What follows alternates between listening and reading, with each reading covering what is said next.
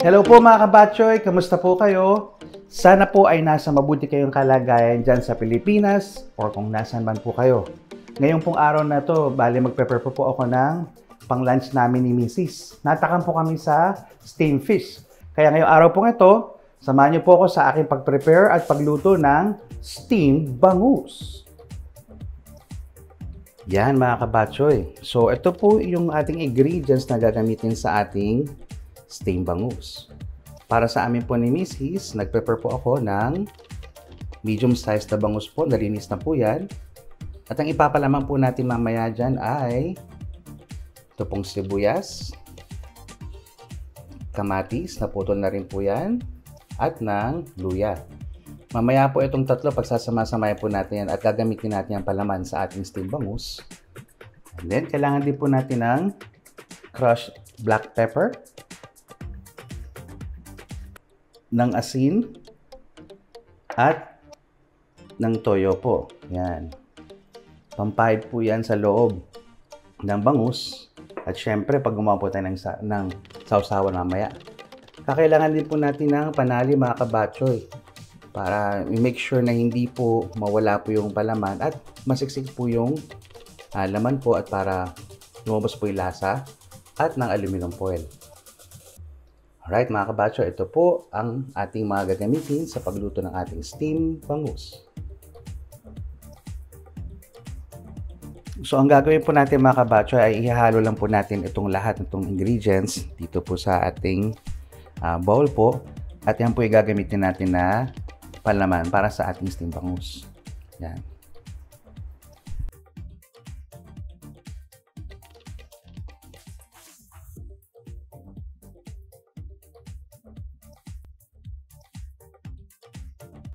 And then, lagyan po natin ng pamintang durog po.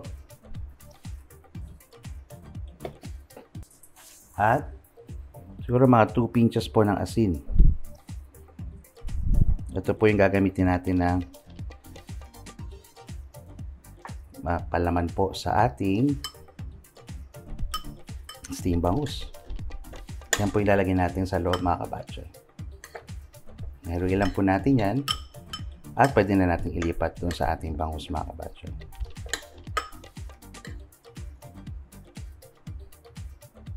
Yan. So, ang next step po natin mga kabatchoy ay yan, pahiram po natin itong ating bangus ng toyo po. Yan.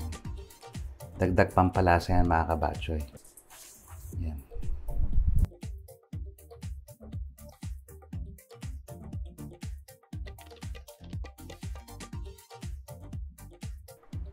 Yan. So, ang next step naman po natin mga kabatchoy ay ilalagay na natin itong palaman. Yan. Latag lang po natin yan mga kabatchoy.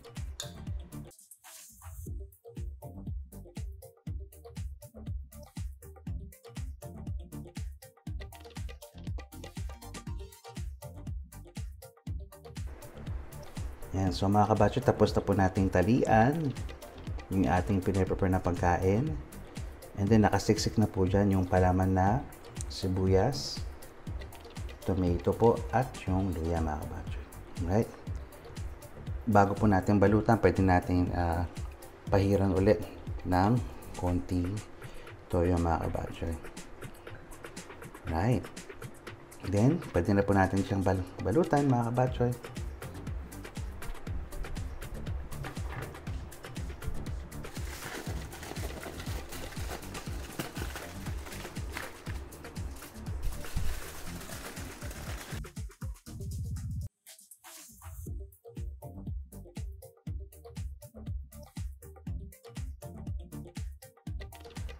Ayan mga kabatchoy, so nagpakulo na po ako ng tubig dito. Ang next step po natin ay ilalagay na lang po natin yung ating na-prepare na bangus po. Yan. So, kaya alam po natin yan na ma-steam mga 15 to 20 minutes mga kabatchoy. And then, ayun po, ready na po ang ating steamed bangus.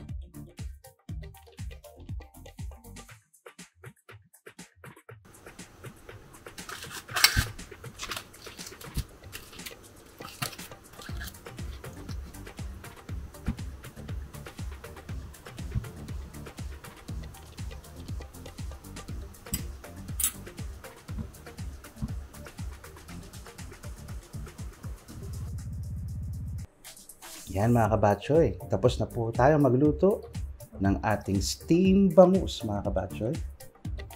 Yan. Masarap to sa toyo tsaka sa kalamansi mga kabatchoy. Excited na akong kumain.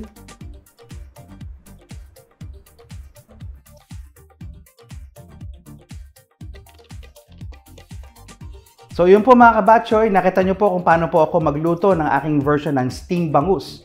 Sana po ay may natutunan kayo sa panonood po ng aking video. Madali lang po siyang lutuin mga kabatchoy. For sure, kayang-kaya nyo rin pong gawin niya mga kabatchoy.